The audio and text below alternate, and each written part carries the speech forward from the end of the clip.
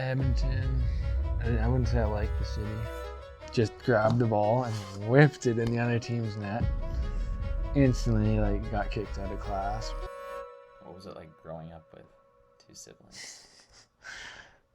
Fighting. Lots. I was definitely a troublemaker. Pulled the trigger. Instantly closed my eyes. I don't think my mindset had changed. I think it was the maturity of the girl. I went from being that guy who liked being alone to missing her every time. My sister just got a boyfriend, so she's on her phone. I honestly definitely wish I put more effort into it. I remember sleeping on just a mattress. Don't be afraid to screw up. You just want to jump into it here? Yeah, why not? All right. The guest today is a longtime friend of mine. He is a fourth-year carpenter working in the residential field. On the podcast today is Carter Robinson. Welcome, Carter. Thank you. So, we'll just start right off here. You grew up in Edmonton? Yeah. What was growing up like? Growing up in Edmonton, I'd say it was good. Yeah? Grew up with a lot of good friends. Hockey, big thing. Yeah. Edmonton, I wouldn't say I like the city a lot. No? Just too many people for me, and I felt like the way it's changed between moving houses and stuff, and how Edmonton's developed over the years, but overall it's good. I don't know, making a lot of good friends, and anyway. Yeah, I didn't like it too much more I grew up. I'd say I liked it a lot when I was a kid. Being around so close to people. But I'd say now, looking at the future, I would probably want to live outside the city or away from everybody in a way.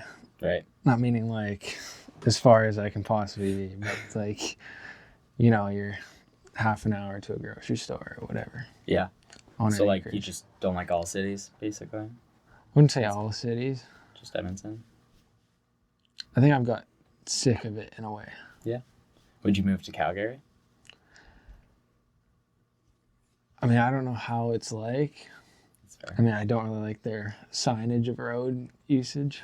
Yeah. And the way their city's set up, but other than that, I think it's a decent city, and I'd obviously try it out, but again, I don't know how it would be. Yeah, that's fair. You said you moved houses. Yeah. How many houses have you lived in? Just the two. Just the two? Lived in a duplex, which my auntie was next door, so I got the big backyard, double. Nice. Took the fence down in the middle, so that was nice. But now I live in Tamarack, and it's because Silverberry was not grandfathered into the school. So we were forced to move to Tamarack, being closer to the school, which, it was a 2-minute walk, so. Yeah. But now they have built that school in Laurel area. Yeah. All those new builds, so that would have been the school I would have went to, but it wasn't built at the time. Right. But that house was awesome. I like that house. Yeah? The old house? Yeah. Why? The people around. Okay. Like I was saying, how Edmonton's developed, I just feel like there's not much. I only know Cam in that block, really. Yeah. Whereas my old block, we'd have tailgate parties on the weekends, or people would just come by, and it was everybody knew each other in the neighborhood. Mm-hmm. So that's what I really like. And it didn't matter your age group. I had friends that were way older than me, 5 years, Right. Still out in the backyard on the trampoline. All of our parents would hang out. It's just a better, I don't even know the word, but community, I guess. What age did you move? I would have been 9. 9. So you remember a lot then from Majority of it. From the first house. Yeah. Majority of like just, I guess growing up and being like the experiences of like having people around so close to you, them coming to my backyard, going on the trampoline, playing basketball out front. Don't really do that in this newer neighborhood. Right. The only person I know is Cam, so. What was it like living next to your aunt, like next door neighbors? It was good. Like, I could go over there whenever I wanted to. If my parents weren't home when I was younger, obviously she'd babysit or... And like, she's a nurse, so if I got hurt playing basketball or on the trampoline, could go right next door, get treated. Yeah. So, I mean, it was nice to have family right beside. And like my grandparents didn't live too far either, so.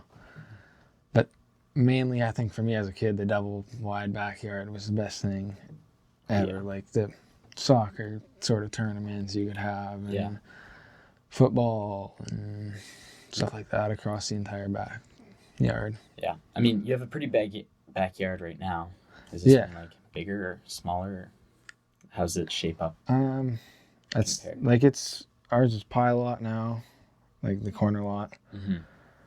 I'd say the other one was wider. Okay. But less like distance forward or long ways, I guess. Right. Which this backyard is nice, but the hills and it's like our fence is falling down already. Yeah. And it is a nice backyard. It's huge, but not like the other one, I don't think. Not the right shape. Yeah. For a soccer game. No. So do you remember what moving was like when you moved houses?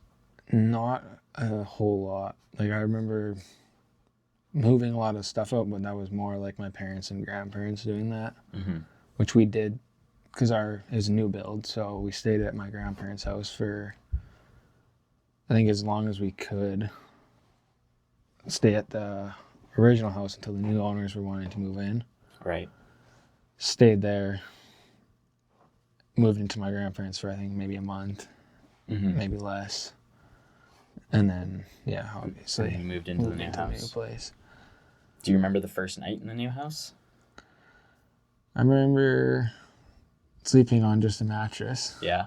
Yeah, I remember somewhat. Like, I wouldn't say I had the best memory of it, but, like, moving in there was huge. Like, going to pick your room, and, like, my dad being a carpenter, we went and built the fence, or my dad would do it after work, and they would let us like come tour the house while they were framing it and stuff like that, which is awesome to see. Yeah. But again, picking your room, seeing the big bonus room that my other house didn't have, but it was empty, like nothing really to see besides a mattress on the ground, and that was it, really. Do you have any siblings? Yeah, I got 2. Older, or both younger. Both younger? Yeah. Did you get to pick your room first because you were the oldest, or how did that fight go down? I think it was more of a first, like, I don't know what the word is, but it's first come, first serve, I guess. Yeah. So all 3 of us kids went running up the stairs looking which room. I don't know, I somehow got like lucky to be like furthest away, like closest to the bonus room. But then there's the garage underneath. So in the summer it's boiling hot. Yeah. And in the winter it is freezing. Yeah. So, I mean, we do have a garage heater, so it's not terrible, but there was a time when our garage heater wasn't there. And it was freezing in my room. But good location. Yeah, I'd say. Like, easy access, bathrooms right next to my room, bonus rooms right next door. Are you still happy with it today, the location, or would you change it? I'd like to You move in the could. basement Yeah. if I could. Not for any particular reason, I would say, just like more isolated, Yeah. privacy, like not having to share a bathroom Mm-hmm. with siblings. But that's, I mean, our basement still isn't fully finished. It was supposed to be, we finished one room, but it's still not like mudded and taped. But it was meant to be a room for my sister to dance in. Mm. Just never ended up like getting completely finished. So I've always wanted to finish it and move into the basement. Right. So I mean, I guess I could since I'm a fourth year carpenter. Yeah, you could just finish it up. Yeah, Move in. exactly. Down there. I'm not gonna say I'm the best mud and taper because that's a art for itself. But you could do it. Yeah. Yeah. I mean, the first wall might look like garbage, but You could go back and do it again if it really needs Yeah. to be done. What were your parents like growing up? really great. Like I look up to my dad a lot. Mm-hmm. Mom's great, especially with like supporting me doing hockey, doing sports growing up. They supported me through all that, paid for it, and pushed me and made me into the person I am today, I'd say. And like growing up, I really like looked up to my dad and my like grandparents, like my grandpa. Mm-hmm. More those two than I'd say my mom. Not in a bad way, but more my dad than my mom, I'd say I looked up to. But Right. just like very like outdoor people too, like camping lots, Mm-hmm. fishing. Didn't do much hunting, which I just got into, but like, yeah, I'd say really good people. Yeah. Were they strict when you were younger? Not overly. Like you'd get, I mean, I get to go out pretty much do whatever I want as long as I was home by a certain time. Mm-hmm. And you know, that time got later and later as I grew up. Right. But no, I wouldn't say strict. My mom's more caring than strict, I'd say. Okay. Like a caring strict. Like she doesn't want me to do stuff, but it's in a caring way. It's just stern. Yeah, she knows I'm gonna do that stuff, so she advises not to, but Right. it's more in a safety and caring way than it is to be like, no, like stay inside and be strict. What about your dad? Not No. very strict at all. He didn't, still cares, but didn't care as much as my mom to do. Like if I wanted to go out, like especially like now, like I could show up as long as I'm home by the next morning. Like it's Yeah. fine. But Okay. yeah, I wouldn't say he's near as like strict as my mom was growing up. My dad was always the type to be like, oh, just let him be. Like, Mhm. and my mom's like, no, like he needs to. But it was in a caring way, of course. It wasn't like a, you can't do this, you can't do that. For sure. Yeah. What about, you mentioned your grandpa. Yeah. Were you close with him? Yeah, another like big person I'd say I looked up to. Mm-hmm. I'd say I'm more, like my personality is based off my dad and my grandpa. Mm-hmm. Because just a hardworking, like always wanted to do stuff. And he's very good, like I'd say like mentor to look up to, like saving money wise, and like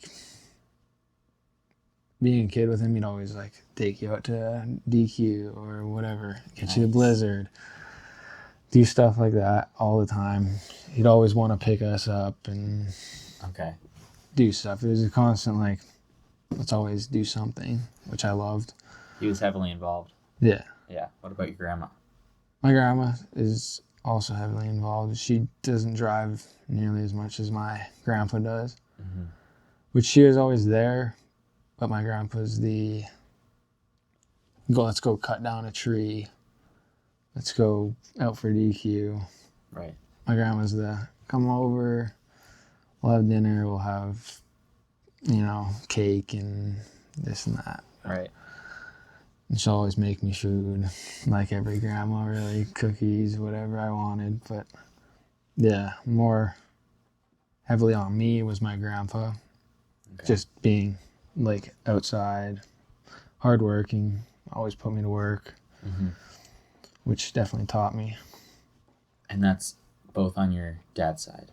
That's my mom's side. That's your mom's side? Yeah. What about your dad's side?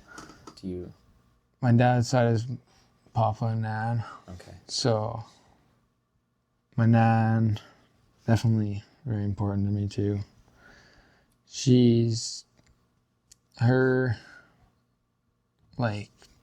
My Papa and always used to come, both of them always used to come to like my kindergarten in grade 1, and my Papa always had the funky hats, and you'd toss the rings onto him, and socks were his thing, like different color socks, and my Nan was always along for the ride. Always wanted to take us out and buy us stuff again. Like, we always used to go out for dinner with them all the time as family. We don't do it as much anymore, which I definitely should. Because, again, I got way too busy with everything. Yeah. And do not really, keep in contact as much as I should with both sets of grandparents. Right. Which I know my Nan wants me to be, because I hear it all the time. Yeah. All the time. But, oh, you're never coming to see me. And it's true. I don't. But I do realize that I need to.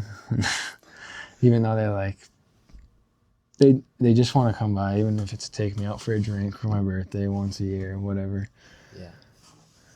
And just being with, I guess I would say I'd rather be with my friends, and I don't mean that in a bad way. Yeah. It's just or they're faster to make plans than it is to for me to be let me call up my Nan and Papa, or let me call up my grandparents and let's go out with them. It's faster when I text the guys and they're like, oh, it's your birthday, or they're already planning something. Yeah. It's kind of like the theme that I've heard in the last few episodes. I should keep in touch more than I do. Yeah. What about cousins? You live next door to an aunt. Do you have any cousins? No, she's single. Okay. Majority of my cousins in Ontario. Okay. But that's on my mom's side. And then my dad's side, I have a few second cousins, like my Nan's sister, so my auntie. All of her kids, she has 4 kids, would be my dad's cousin, so my second cousin. Yeah. And one of them has a kid. I don't even know what that would be. I'm not sure. But I just call him my cousin anyway. Yeah. Little cousin to me, which is bigger now. And then my dad has a half brother, my papa's kid, who is a little older than him, has a kid also. Okay. So those are really the only cousins I'd say I have. Do you see them lots or no? No, not really. No. Family dinners and stuff. But even then, my auntie's kids and second cousins are all older, in their 30s and their early 30s, late 20s. Right. All have jobs, just got married or whatever. Which Cam has and Caden met at the Darwell Rodeo last year. Me and them went out there. I didn't even realize my cousin Steven had moved out to that area. Okay. Seeing him there, I was so surprised by that. He's originally from Spruce Grove, so it's not too far. Stony Plain area. But yeah. No, I don't see them very often. Just at family dinners, and right. If I go out to my auntie's acreage, then maybe a couple of them there. Don't see them all together very much. Yeah, that's pretty much it for them. You mentioned you have 2 siblings. What was it like growing up with 2 siblings? Fighting. Lots. I mean, when we were younger, we got along. Like, I was really young. And then develops, and then, you know, having a brother. Do you have 2 brothers? Brother and a sister. A brother and a sister. Yeah. Brother just fought consistently. And sister wasn't as much. Wouldn't say I'm too close with her. Still close, but not as close as we were when we were kids. Right. And brother, he's kind of a shy, like, tucked away guy. Doesn't come over to his room very often. Yeah. Likes to play a lot of video games. Don't see him very much anymore. But definitely when we were, like, really young, got along really well. Like, but, you know, I mean, you have a brother, so you can kind of verify that growing up. I mean, both of our brothers are bigger than us now. Yeah. Probably could wail on me now, but I don't know. Yeah, probably. Me too. So you can't say you're like overly close with your siblings? No, like not really people I would go to now. I'd say, like, I'd more go to friends or my parents, if anything. Like, our brother and sister are not sort of outside their room people. Yeah. In a way, like, my brother, again, video games. My sister just got a boyfriend, so she's on her phone. Okay. Yeah. That doesn't sit very right with me or my dad, but How old's your sister? She is 16, and just turned 16 in March. Okay. Yeah. She has a boyfriend. Yeah. That doesn't sit well with you. No. Why? Even though we're not close, and, like, it's more of a love-hate relationship, I still would defend her, obviously, if anything. And, I mean, I've never met the guy, and until I meet the guy, I'm obviously going to be... Okay. So it's new? Yeah. Okay. Like, only my parents have met him.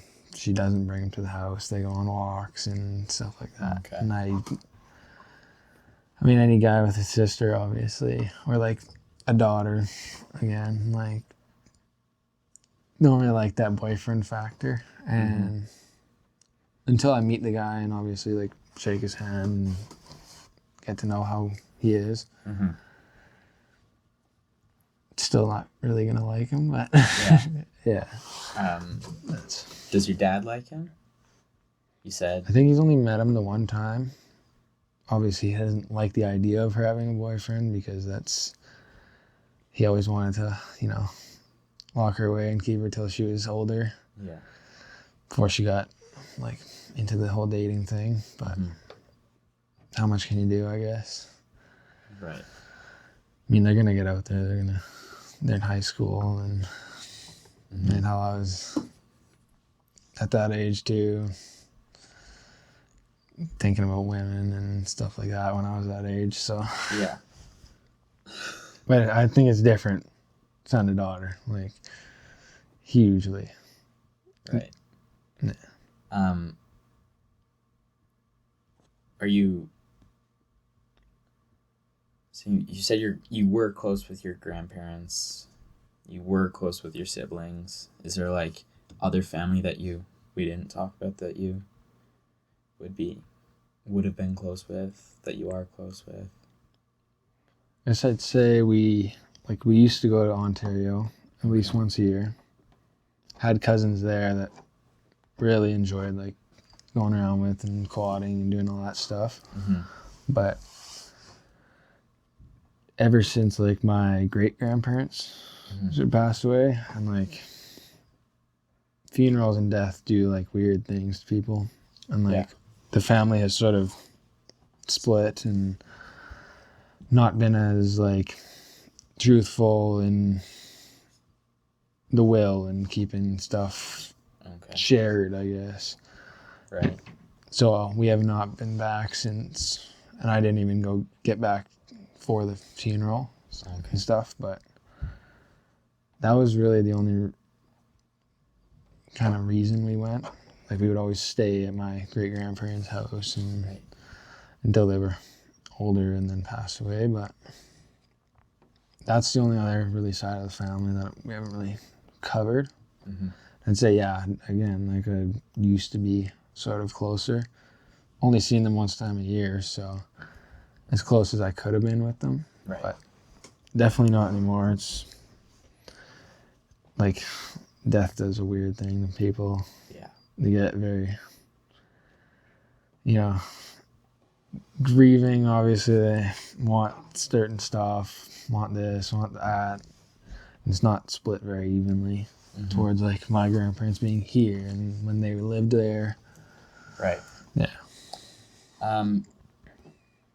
You mentioned that you had to move houses to stay in the same school. Yeah.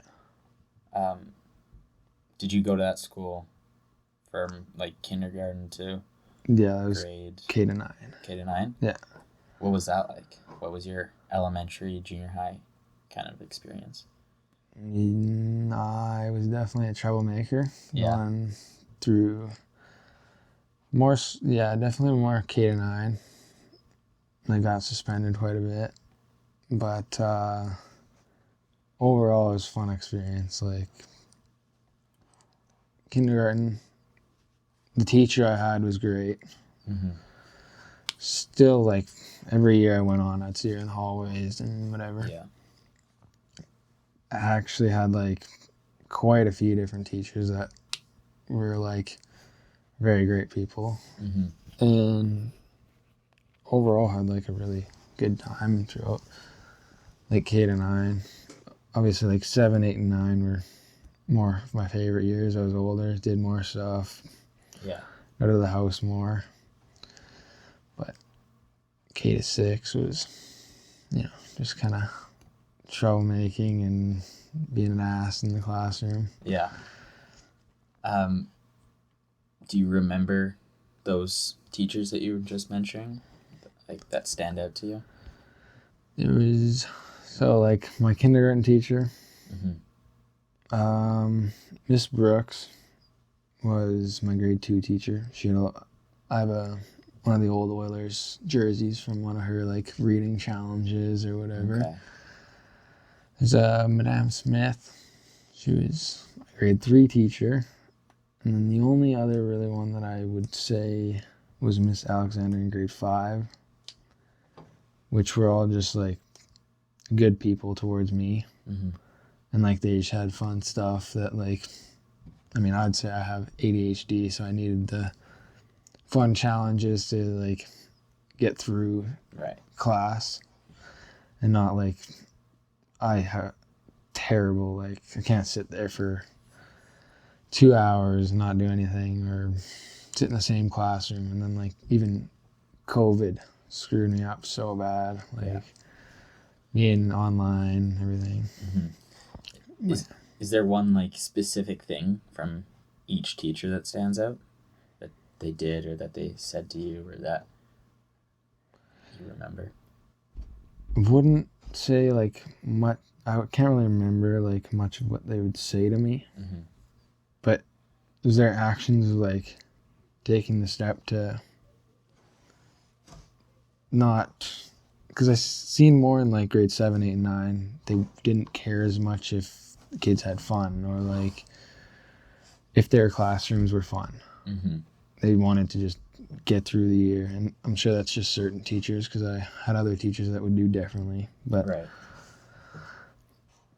majority of, like, the K to 5 and those teachers that I talked about were there, like, fun activities to, like, instead of just rambling on and reading off a whiteboard, they were trying to engage with the class and engage with an individual.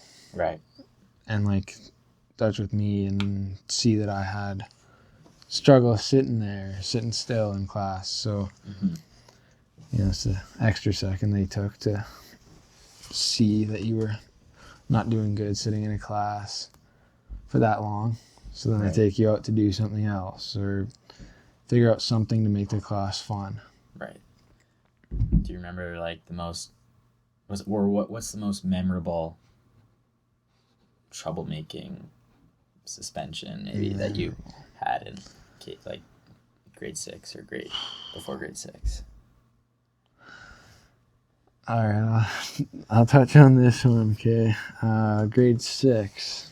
I'm a hockey player, or was, and we used to do like I don't know if you guys did this, but those roller carts that you sat on. Mm-hmm. We used to have like the smaller hockey sticks, and you'd play. And we were in the auxiliary gym, so the smaller gym, playing back and forth, and our teacher was watching, doing subs, playing in and out of this game.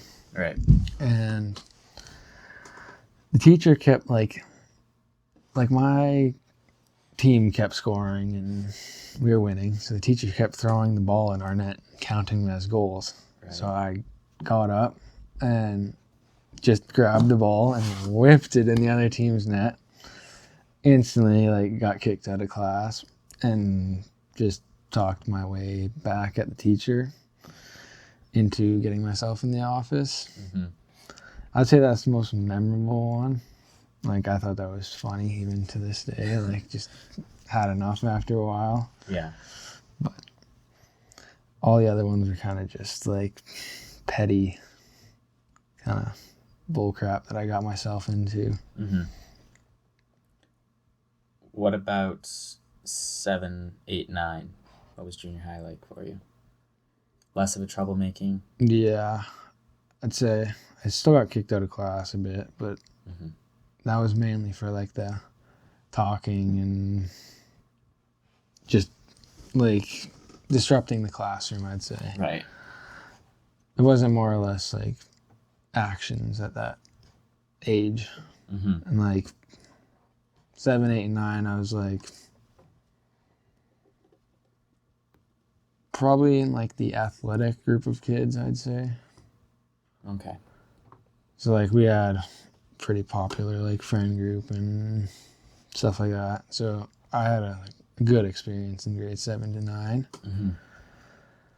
And honestly, like, I don't really remember a whole lot because like it felt like the teachers had changed. Okay. Between, again, like being fun to like reading off a whiteboard and you need to just get this, this, and this done. So always, I mean, I got decent grades, not great, but it was just me not putting in effort and not trying because I didn't care as much. Right. And then gym class was like really the only thing I would ever look forward to, in construction class and stuff every day.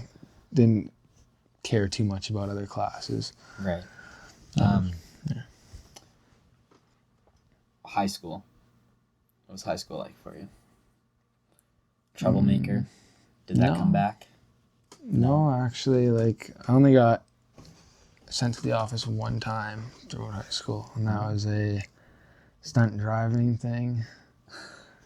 In the parking lot? Yeah, there was a guy hopped on the hood of my truck, and I just drove around, but yeah, and they were just like, oh, we could call the police, but we're not going to because it's your first thing. First offense. And that was in grade 12, but Okay. grade 10, it was COVID. Mm-hmm. So that was a struggle for me, being at home, so many distractions. Yeah. It's hard for me to focus on the computer that was sitting there in a Zoom call where I'm like, have my Xbox over there, I have the TV, food downstairs at my disposal. Like, so wouldn't say I did very good in the classes throughout my first year. And it was quite a decent jump from like junior high to high school. I noticed the classes were a jump in skill and yeah. Were you online lots in grade 10? Yeah. Yeah. It was throughout the entire year. It was online for me. Or maybe we were in for one quarter, but I'm not sure. Okay. But online for majority of Yeah. it. And even for a bit of grade 11, we were online. I think it was the first quarter of grade 11. And then we were in school the rest, I think. I had semesters in grade 11. I believe we had the quarter system in ours. And I think we were online for part of the first quarter. And then we went into in-class. Mm-hmm. I don't really remember. But, yeah, like, that was terrible experience for me. Okay. Just the online. Yeah. But high school overall was good. Yeah. I got into the rap program throughout grade 11 and worked the grade 11 summer. Mm-hmm. And then set up my classes in grade 12 to where I could work half days every day. Mm-hmm. And so I had 2 courses in each. Yeah, I took only like the courses I needed, I guess. Yeah. So it was like math and science, or math, LA, social, and just like an extra, like I think I took the construction 30 class or whatever. Okay. But yeah, it was 8 a.m. to like the 12. I'd take a 30-minute lunch, show up at site, Mm-hmm. work my 4.5 hours or whatever, 5 hours, and go home. And I was playing hockey at that time too, so pretty loaded schedule. Yeah. Grade 11 or 10, 11, 12, were there any teachers in high school that that stood out to you? That still stand out to you? Not as much in high school. No. Like, I wouldn't even really say any of them like stood out besides like Jim and our construction teacher for me. Okay. I just felt that same sort of like the LA, like there were still really nice teachers in these classes, but it was more heavy on the read off a whiteboard and with the quarter system, it was 2-hour classes. Yeah. So it was like they were literally just reading off the whiteboard for 2 hours straight, and I just could not handle it. Yeah. So it might not even have been the teacher, it might have just been I didn't like the class. Yeah. But like we had gym teacher named Mr. Heidi. Mm-hmm. Great guy. He was like pretty much a friend to majority of the guys that I knew. Mm-hmm. Very friendly, very like he didn't treat us like we were students, he treated us like we were friends. Okay. And then the construction teacher, always seen my ability that I was going into construction and that I had been on a site before. Mm-hmm. Always seen that in me, so he'd step it up and give me extra stuff to do or whatever. And that's pretty much the only 2 teachers that stood out and still that I would remember. Mm-hmm. What was construction like in high school? Like, not the rap program, but like The class. the class. Was it easy for you? Was it? Yeah, I'd say it's pretty easy. Yeah. I mean, I'm also more of there was 2 separate classes. So there's a carpentry and a construction. Okay. I took the construction one because that even applies to my trade now. I'm more of like I want to frame, I want to get stuff done fast and see my progression quickly. Mm-hmm. Whereas someone who likes to do the finishing aspect, nobody's going to see the amount of time that it took that person to get that absolutely perfect. Right. Like a windowsill or whatever. Or like, I don't know, like a painter. Like, people don't really, I guess, appreciate the time that they put in. Mm-hmm. Whereas, like, if you're driving past a house and you see them, oh, they put that up in 3 days. Yeah. That's a great accomplishment. Or what I like to see was framing and how fast it happens and how fast the house goes up. Okay. So I took the construction class because it was, you're actually building with like, they would let us build like tables and stuff where it didn't matter as much. It wasn't like cabinet building where you had to be down to the mill, or Okay. it was like in the field you really don't have to unless you're doing that finishing. Right. So tell us about the RAP program. Like, how did construction play into the RAP program? Did it play into the RAP program? Okay, so I guess I kind of got lucky. I was in the stands of the gym, and I heard about this sheet that was a RAP program, and they were handing these around to see what kids would want to go into this. And I took interest into that because the RAP program, they help you find a job. They don't just like expect you to get a job. So I got the sheet, filled it out, and it just asked like a list of trades that you were interested in, like a number 1, a number 2, and a number 3. Okay. So I listed construction as one. I wanted, and then mechanics, and then like welding or whatever. It was kind of anything to get a job, but I've always wanted to do construction since my dad being a kid wanted to be a construction worker, wanted to build houses, I wanted to strap on that tool pouch every morning. Okay. And yeah, so the RAP program, once I filled that sheet out, sent it in, and they got me a job pretty fast. Okay. But the first one was a sort of demo and rebuild job, and it was in St. Albert.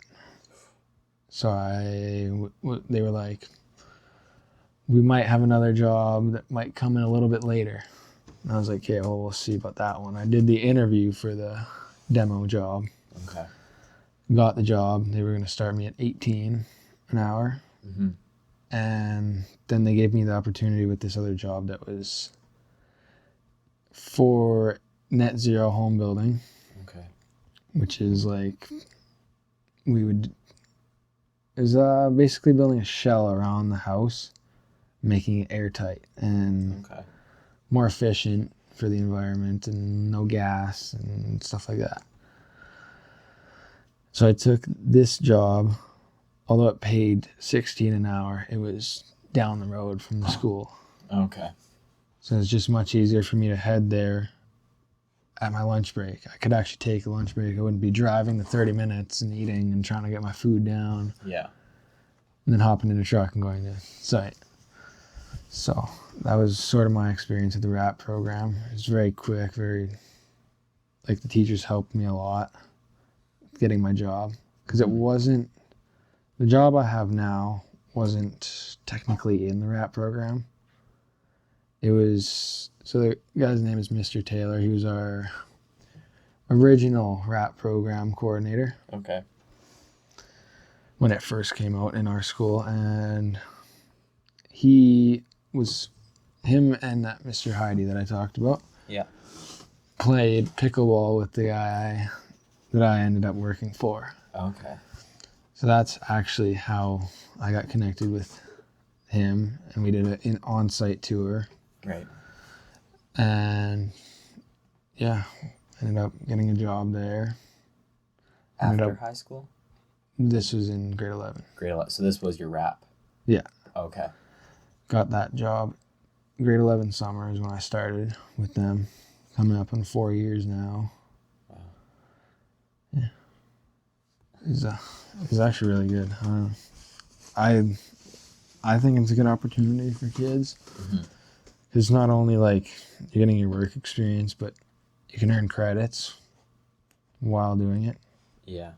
Easy way to build your credits up. Like, I finished with more than I thought I would. Okay. Which was very surprising to me, but because I'm not the smartest guy, but yeah. I mean, you're a carpenter. You got to be decently smart. You got to do a lot of math. Yeah, I mean, if it's something I'm interested in, I'm willing to learn it. Right. I'd say it's something I'm not, like a social or LA class. I was not interested, so I didn't even really give the time or willingness to learn it. Yeah. What was dating like in high school? Was there dating? I mean, I just got a girlfriend, Okay. but didn't date really throughout high school. Had a few flings, but not. The last girlfriend I had before this one was in grade 8. So, Okay. didn't date really. I obviously had a couple of flings throughout high school, but this is my first relationship in years. Was that like just wasn't interested in high school, like in the hall, get a girlfriend, or just I wasn't much interested in getting a girlfriend at that point. yeah. And like, especially once I started working, like I was more working hockey. Mm-hmm. That's all I wanted to do. Didn't care as much about being in a relationship, I'd say. Okay. What's changed? What changed to now? Now you're 3 years, 4 years, 3 years. 3 years out of high school? Yeah. What changed? I don't think my mindset had changed. I think it was the maturity of the girl, Okay. if that makes sense. Is like for a while in high school and like even a couple years out of high school, I was always looking for somebody to support me in work and stuff like that, and didn't really think I found that throughout my time of like, I mean, I wouldn't say I was looking, but if I had a fling or a talking stage, I wouldn't say I found what I was looking for very much. Right. Until now. Okay. And like I think it changed because of the girl. Okay. Just different values. Yeah. Okay. Definitely, like, or I guess didn't see me as just somebody in their life. She wanted to take care of me and I guess show my worth in a way. Mm-hmm. Like, it didn't come down to like, oh, like, well, if I did this for you, you gotta do this for me. She would, when we first started dating, she'd do stuff without asking for something back, you know what I mean? Mm-hmm. Like, one of the things that really piqued my interest was her offering to make me a lunch. It's like, I feel is one of the strongest parts, maybe even for many more guys, is a girl making you lunch or offering to do something for you without being like, I need something in return. Okay. It was that was one of the things that really interested me, among others. But yeah. Did you go on lots of dates before you found your girlfriend? No, not really. Didn't really date, even out of high school. Like, wouldn't say I went on very many dates at all. Mm-hmm. By choice again? Yeah. Or, yeah. Definitely. Like, and I think it was could have been also like a scared thing. Mm-hmm. Like, I had felt like I had worked my life up to be where it was at. Yeah. And didn't want to be like, get my heart broken and that be ruined in a way. Or maybe not ruined, but like be in a spot, because I had worked so hard to like make myself feel good about being alone and being like by myself. Mm-hmm. So like building up that courage and that like security to be alone and be happy with myself took away from me wanting to like share with anybody else. Right. And then, you know, met somebody who truly liked, and it's been amazing. Like, yeah. How'd you meet? We met on Tinder. Okay. Yeah. How long have you been dating? Been dating for coming up on 3 months. So still fairly new. Yeah. What's been the best thing about it? Best thing about it? Best thing about it for me has been just like being out of my comfort zone, I feel. Like a couple of years ago, I definitely would not have even been interested in a relationship. Okay. But I guess I would say I stumbled upon the right person and found out that I liked actually with the right person sharing my life and my passions. And it will like the best thing also is like seeing our passions like colliding and not like it's not a competition between us. Right. Like we want to do everything together. We want to, you know, see the world and build a future together. Versus like I feel in our society there's a lot of competition, and people see media as a competition, or see the outside world as all this guy's doing so much better than me, or this person is doing so much better than me. And I think both of us look at our relationship as not a competition, and we're there for each other. And I've felt like I wouldn't say I've never, but I haven't had somebody like her come into my life and show me that I'm worth something. Right. So that's been the best part for me. Okay. Yeah. What's been the hardest part? Hardest part is, in my opinion, I went from being that guy who liked being alone to missing her every time. Right. And like being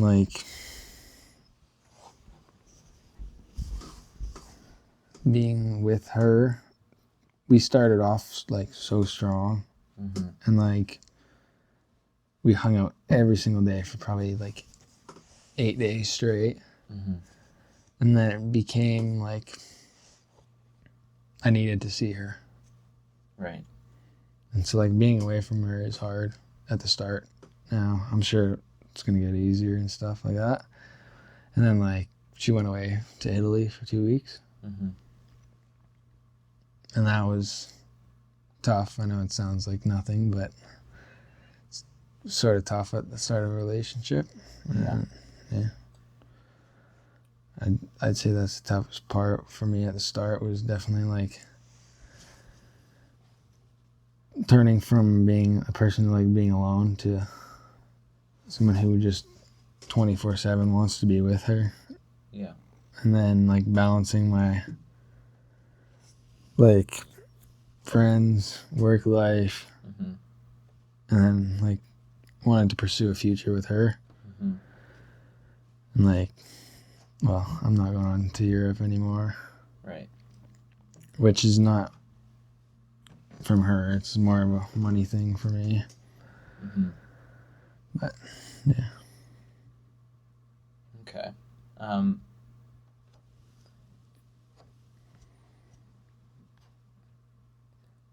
What sports did you play growing up? Played hockey, soccer, bit of baseball.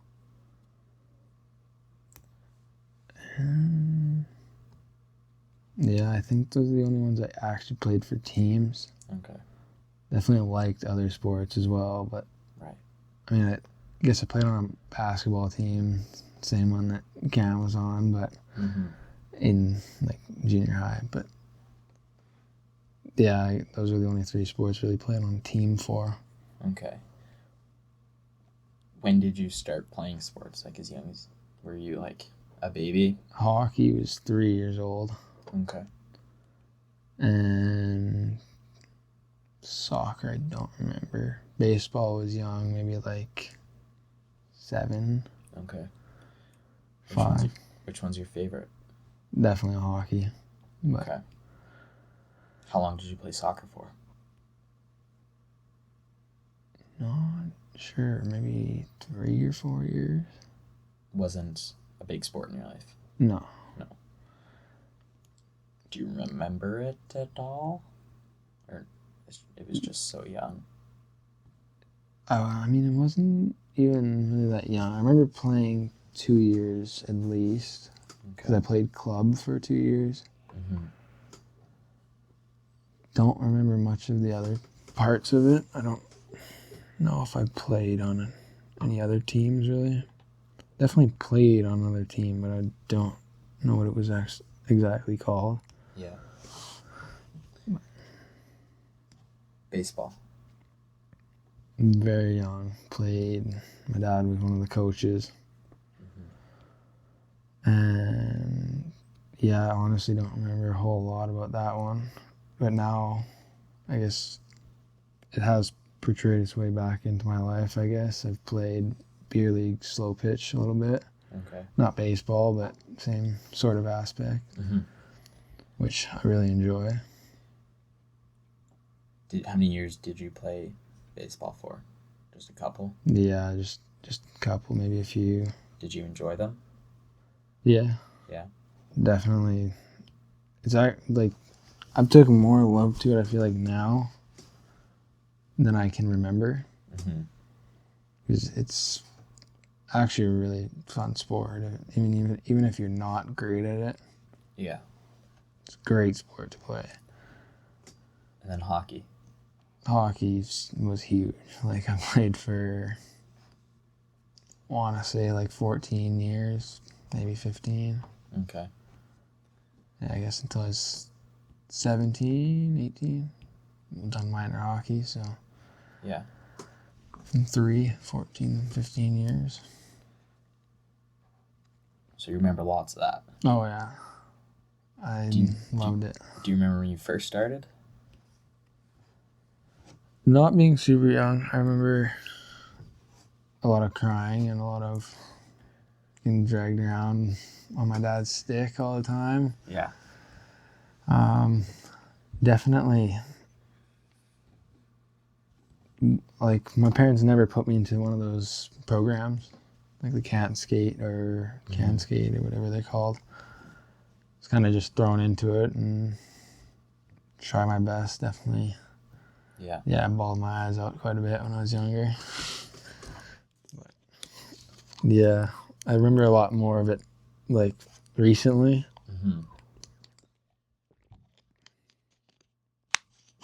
What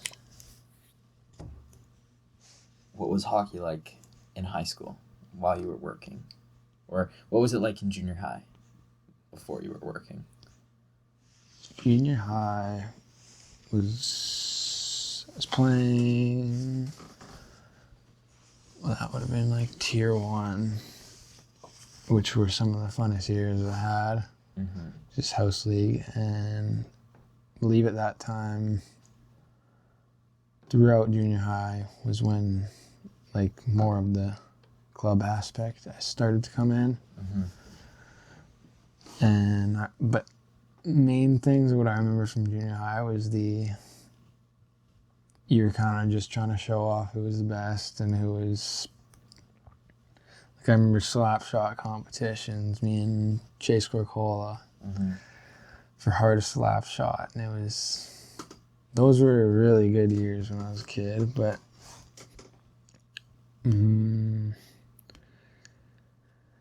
yeah, like I still know a lot of those people that I met like at that age. And yeah, I definitely had a lot of fun at that age. And then how did it change into like high school? While you were High working? school, well, I started playing AA in grade 10, I think, because I played a Rem 15. And then 1 year of midget, or no, 1 year of bantam and 1 year of Rem 15 midget. And then went back to house league. So high school, like, was pretty loaded. I mean, house league was when I was more working. Okay. So it wasn't as often. But the years before were AA, which was 5 to 6 days a week. Right. Of play, and a lot of money to play for those teams. Like $4,000, $6,000. Did you like AA? Yeah, I always wanted to play like the highest I could. I always wanted to play AAA. I always wanted to, be a hockey player. AA, like my first year I ever tried out was bantam. Ended up getting near the end of like last cuts. I wouldn't say I was last cut, but I was near the end. Got dropped down all the way to like tier 4. It was like miserable, but used it as sort of a like pick me up year, kind of. Just tried to make myself better and better. Right. And the next year after that, ended up making AA. Okay. Yeah, like way faster pace. Like, it's not like horrifically past tier 1, but it's a step.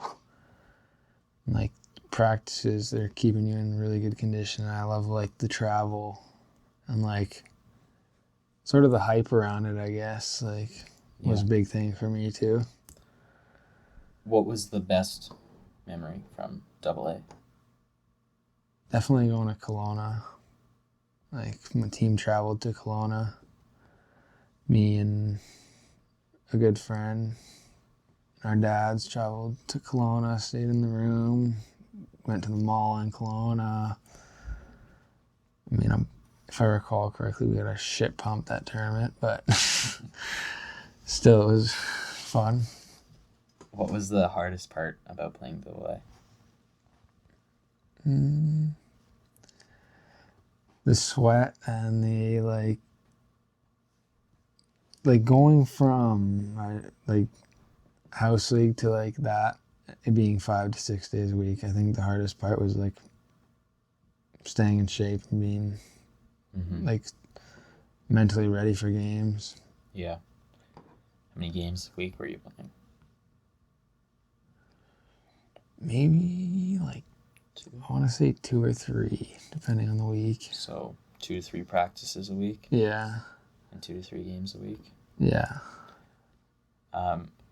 What do you think sports taught you?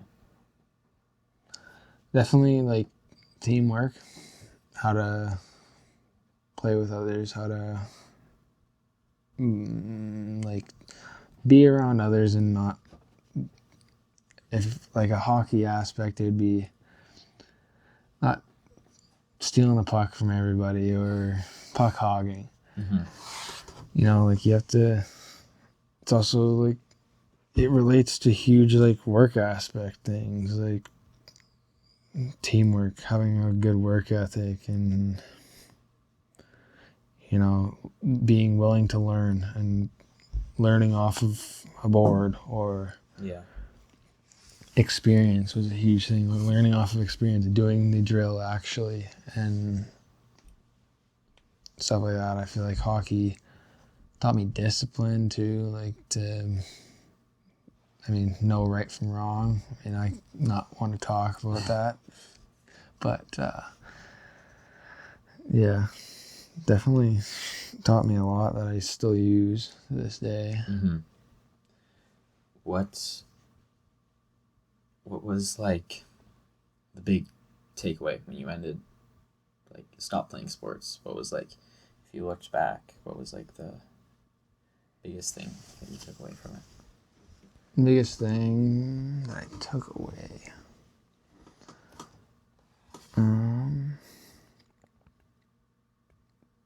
I'd say just take stuff seriously. And, stuff's not as big as you might blow it out to proportion in your head. Like, it doesn't matter as much to win or lose. Right. Like, obviously it's good to win, but, you can try your best. And if you don't, it happens. Like, you're going to lose. And that's, like, the biggest thing I've took into the real world. Because I'm not always going to succeed. I'm not always going to be the best I can. There's going to be off days. There's going to be good days too. Right. I'd take your wins with your losses, I guess, is what I'd say is my biggest takeaway from sports. Okay. Were you competitive? Yeah. You mentioned earlier about the hockey in school.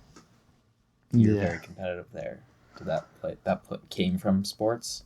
Oh, definitely. Yeah. You wanted to win? Definitely wanted to win, and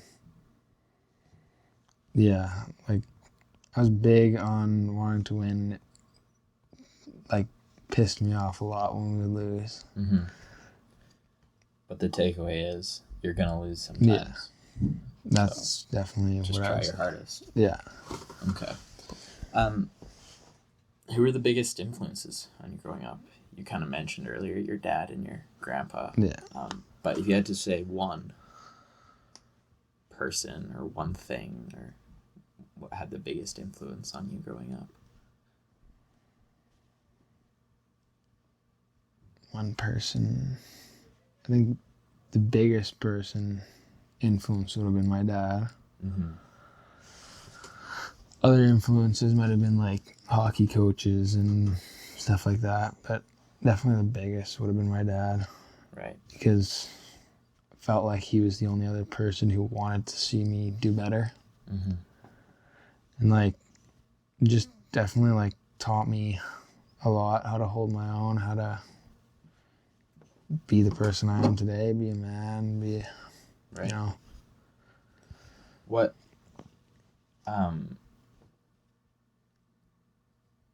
what's like the takeaway, the one takeaway from him? Is it hold your own, or is it something else?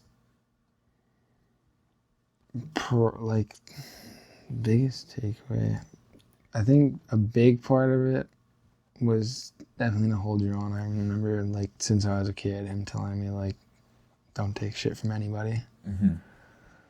Which was a huge takeaway, but there was, like, there's other stuff, like, being, like,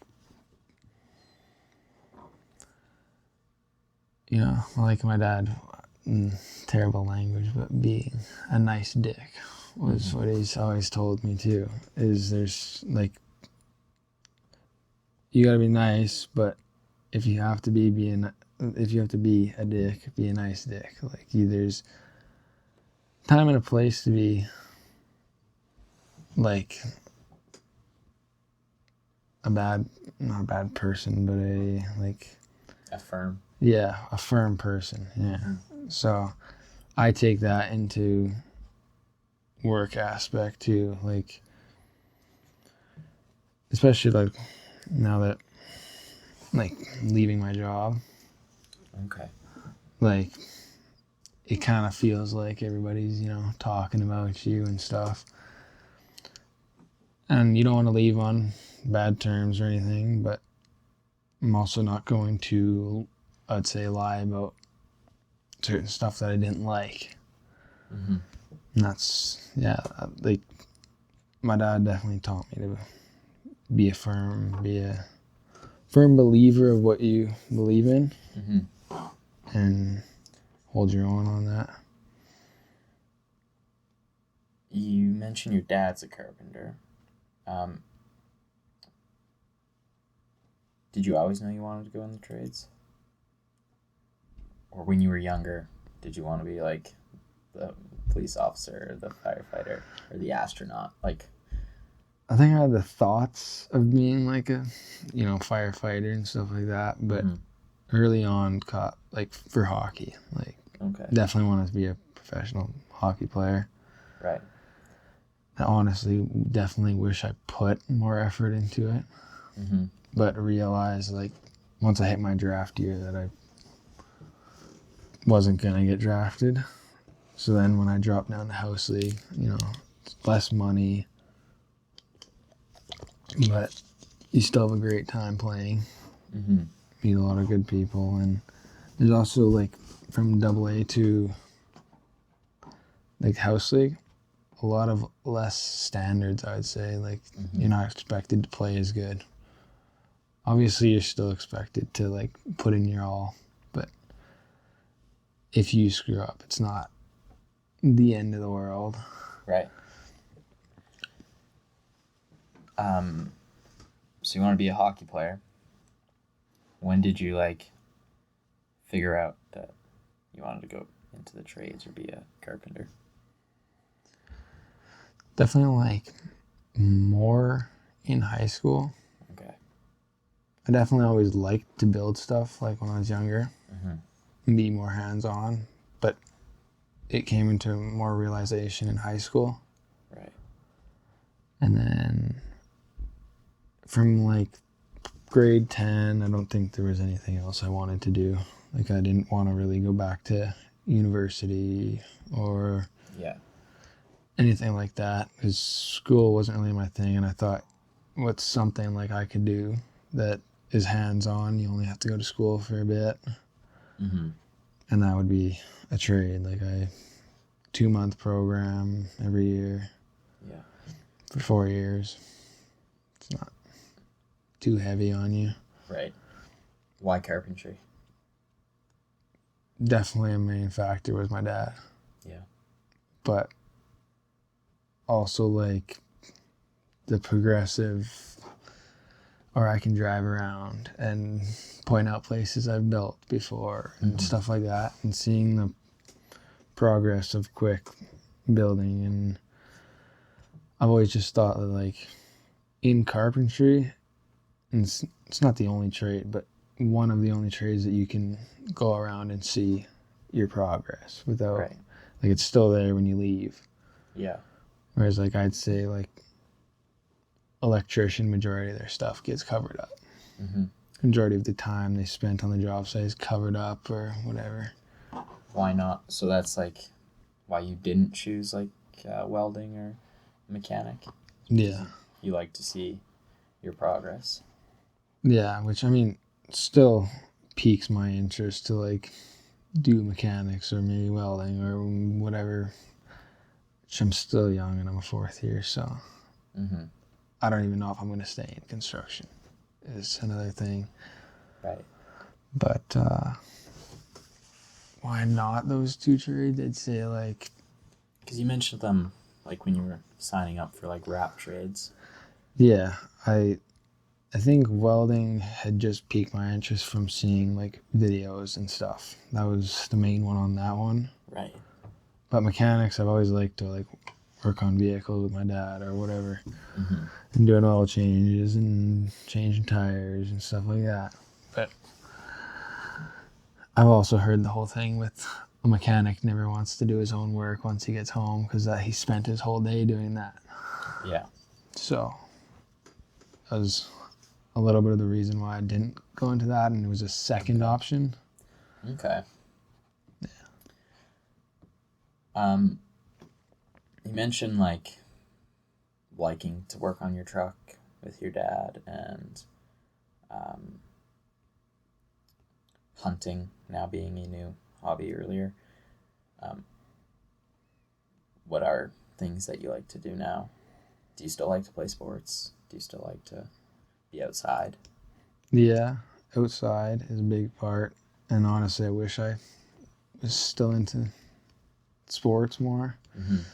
Like, or even like anything active, really. Like, Okay. because I don't know, it's been a while since I've even put on skates or played just even catch or anything like that. Like, Mm-hmm. sports used to be such a huge part of my life, and now it's like I don't play any, which Right. is a huge change. And honestly, I would like to get back into it, just didn't really have the motivation to do it before. Mm-hmm. Played ball hockey for a bit after, but no, I've only played it for a year, really. Okay. So, Hunting, you mentioned. yeah, hunting. When did you get into hunting? How did you get into it? So Quentin is my like best friend, and his brother-in-law is the one who got Quentin into hunting, and I got into hunting because of them. Right. It was just sort of an extra thing I could do. But I mean, it's always really piqued my interest to hunt. Mm-hmm. And I mean, we've seen some crazy views and amazing, like, I've got some amazing pictures of like along the BC border and stuff like that. But Right. it's not only like the views and the hunting that I enjoy about it, it's just being with friends and Okay. ripping in side by side, Mm-hmm. stuff like that. But it's also very satisfying to me to, like because I just got my first deer last year. Okay. And like watching them all shoot one the year before, like, stressed me out. And it is very stressful to like pull the trigger when you're aimed in. Do you want to talk about that? Yeah, sure. Where'd you get your first deer? Where were you? So they're from Beaver Lodge, or live there now. It's about an hour, like, southwest, I want to say, from their house. Okay. And it was a Sunday. I was supposed to head home that day. Mm-hmm. So I had work on Monday. And we were just kind of cruising these lease roads. Just happened to see a doe and had a tag for it. We stepped out and I was quite literally like crapping bricks. But they sort of helped me out. They set up their tripod and got me set up. I just had the gun, put it up, and like they were there was like kind of a shed. It was kind of like an oil well site. Mm-hmm. And she starts walking past this shed. And there was a group of two does and a fawn or whatever. Two of them had gotten further up ahead. We were waiting a little bit until they split up. And this one comes out behind and they're just telling me to take the shot. And right before I did, I just like couldn't watch anymore. It was like, because I didn't want to know if I missed. Yeah. So I closed my eyes as soon as I pulled the trigger. Ended up hitting it in the heart, which is amazing, but Yeah. it's definitely, because once I looked back up and I could see the way it was acting it go down, very like satisfying, like felt like accomplished and like I actually did something. But yeah, that's sort of the story of what happened. What what are all the like feelings going through right before you pull the trigger and then right after?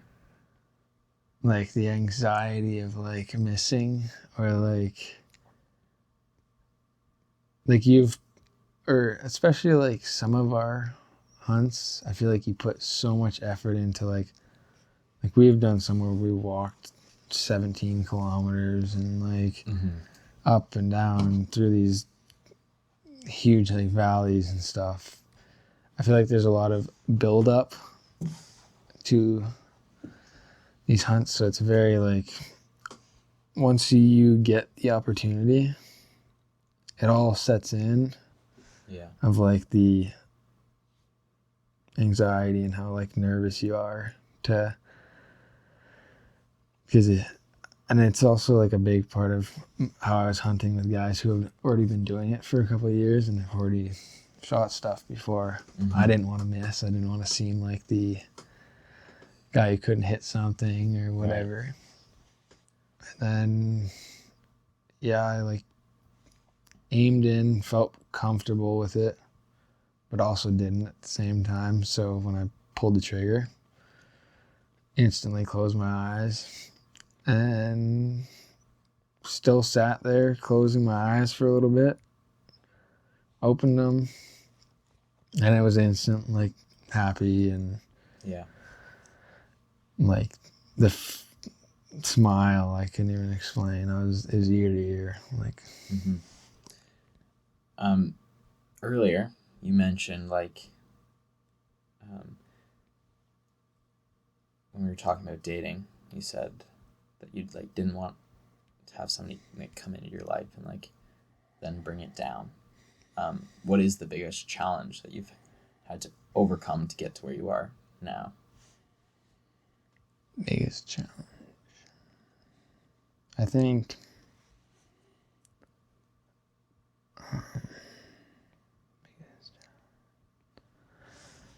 like here like was big in high school when I first started working and seeing other people doing their partying and doing their stuff on weekdays, and like my buddies enjoying their lunch break and what they're gonna do after classes and stuff.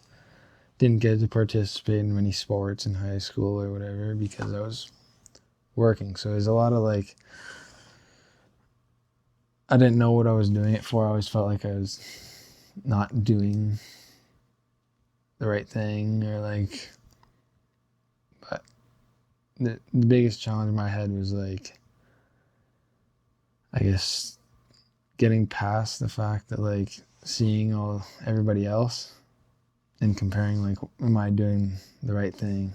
They're all living their best life. Right. And then, yeah. How'd you get through it? I guess I feel like my parents are a big part of it. Okay. Pushing me to see like how it's going to better my future. And then once I seen it in my own eyes of like, I'm doing this for me and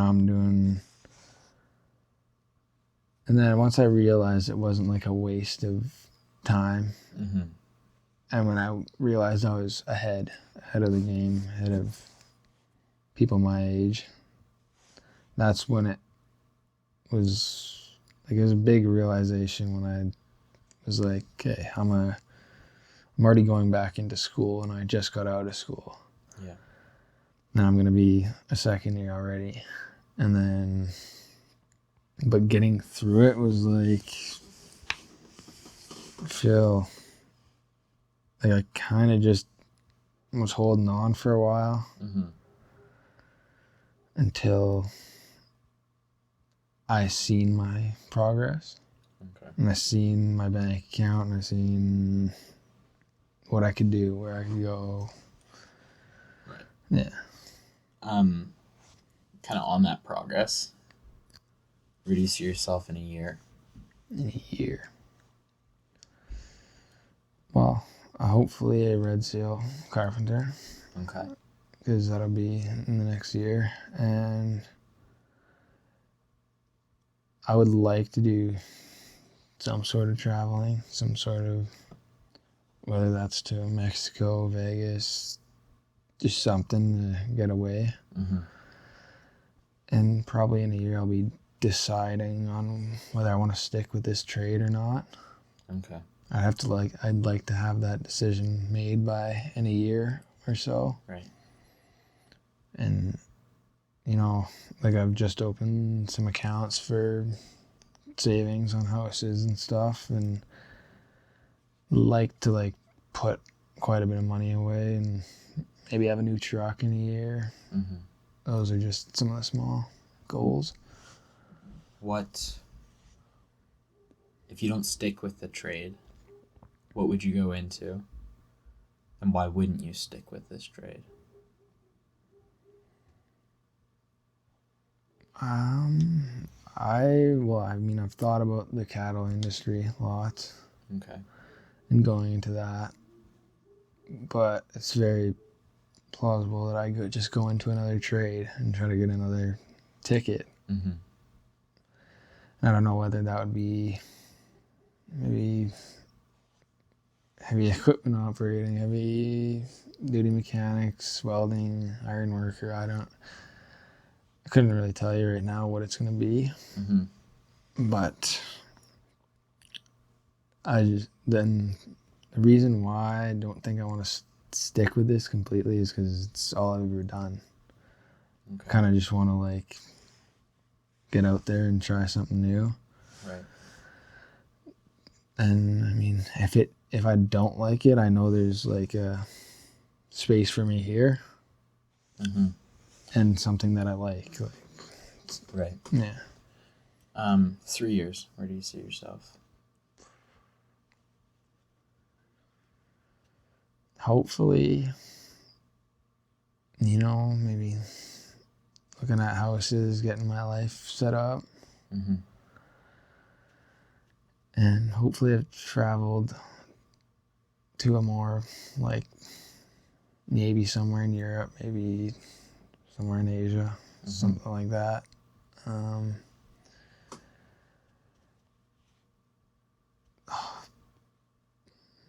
Definitely still with my girlfriend. I hope that is a thing, but definitely hope, like, I'm trying to save up for a house and new truck, obviously, in the future here. Mm-hmm. Mainly, I want a truck within the next year, and definitely like start putting some money away from a house. But yeah. Why do you want a truck within the next year? I'd say this truck is amazing, but I also want a 4x4. Okay. Just for certain stuff that I like to do, like ice fishing, Mm-hmm. hunting, going off the road, and even like camping places. Like my truck doesn't have a tow package and stuff like that. If I want to get a trailer in the future, Right. that's like the main reasons. And also sometimes my truck is a money pit, so that's another reason. Was this truck your first car? Yeah, it was handed to me by my grandpa.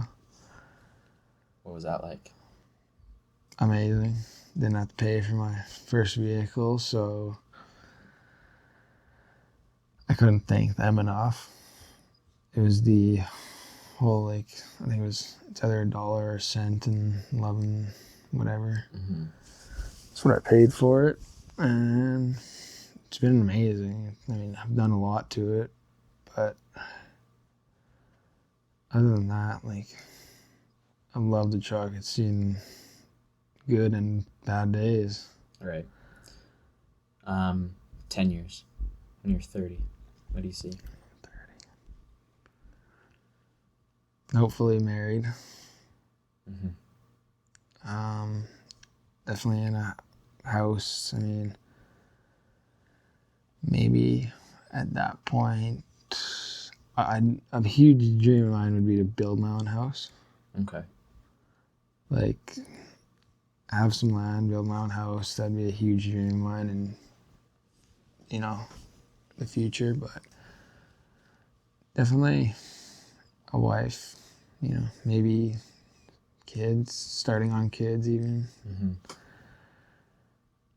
That's where I'd like to be, but who knows? I mean, the way it's going right now, I feel that's possible, but Right. 10 years down the road is hard to tell because I don't know.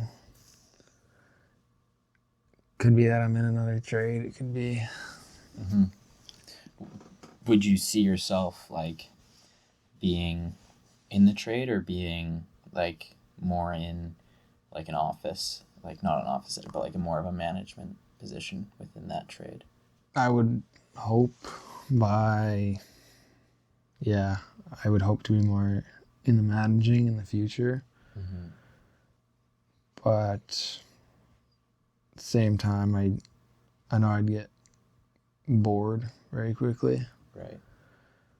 So as much as like it sucks and it's hard on your body, I'd like to stay on the tools for as long as I feel I can.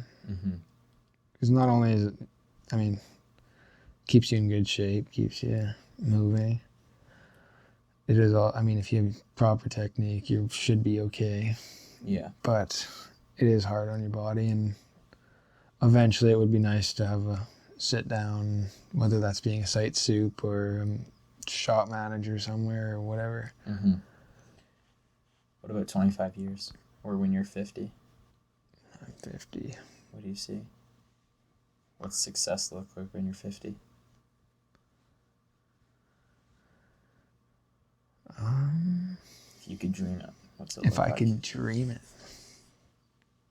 I'd like to be, retired, but I don't know if that's going to happen. Right. I don't think so. I'd love to be, but I'd like to be, traveled to quite a few different places. Mm-hmm. I'd like to have a good relationship with my kids, Like, a main part of success to me wouldn't even be a money or retirement thing, too. It'd be having good kids, making sure they're set up, Mm-hmm. making sure they have a life ahead of them, and that they're on path to do just as good or better than me. Probably better than me, I'd hope. Right. What about 50 years or when you're 75? What when you look back, what's a successful life when you're 75?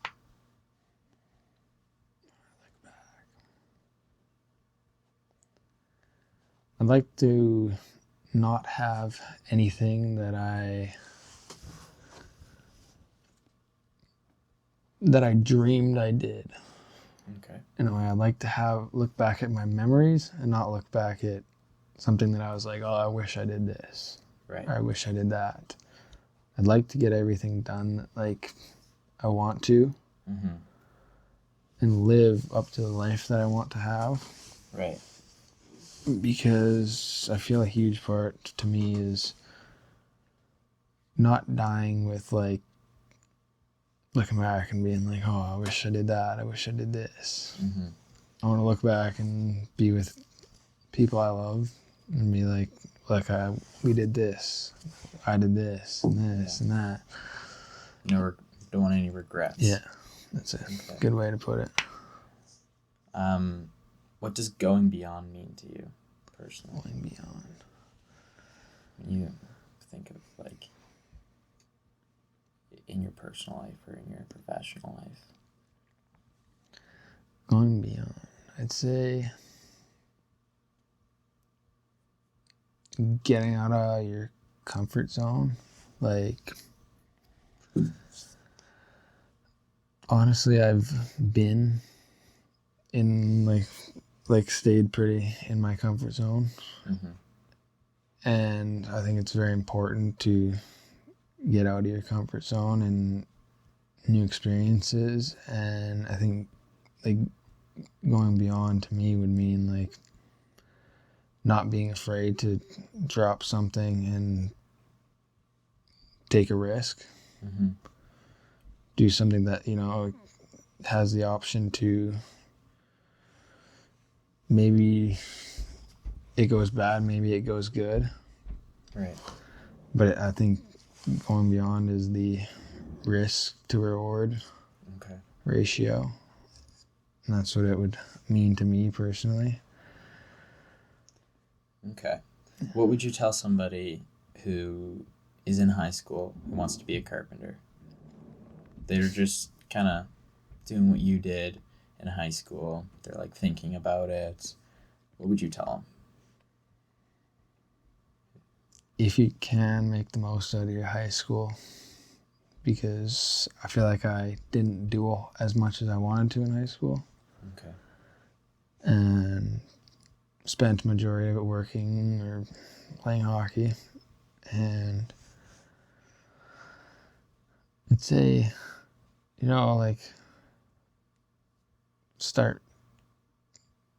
look at the business side of it, get into don't get into something you're not interested in, like maybe starting your own business or something. If you're interested in the work and the experience of it, it's great. But I would say don't put all your time into something that you're not as interested in. But if you are really interested in the carpentry, I think it's a great thing to be interested in. It's a great hands-on thing to do. You're going to learn a lot. You're going to meet a lot of great people. You're going to meet some people who are terrible too. But think get into it, but also getting a job in high school too. It doesn't have to be the one that you're gonna end with. You got so many opportunities. You can start out in carpentry, and if it's not something you like, you can switch up. But what about somebody just shows up on the job site and it's their first day, their first time in a carpentry job? What are you gonna tell them? They say they want to be a carpenter. Tell them that it's be there to learn, be there to. Even like I said, there's gonna be bosses that suck, but take what you can and learn from them, because learn from their experience, and don't be afraid to screw up. Right. I don't even know, countless times I even screwed up on my first day. But you're gonna screw up. You're gonna have bad times.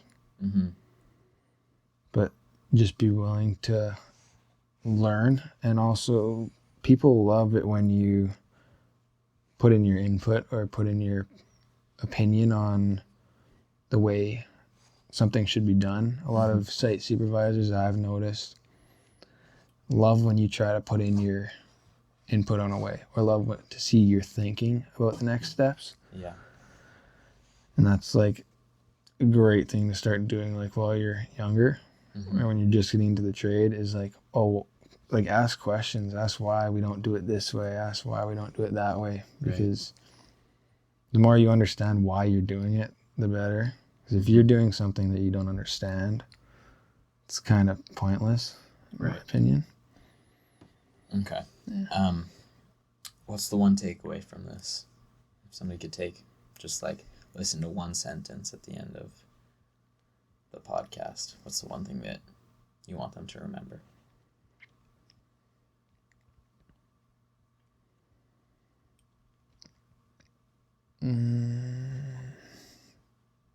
Get out of your comfort zone, make a risk, or try something.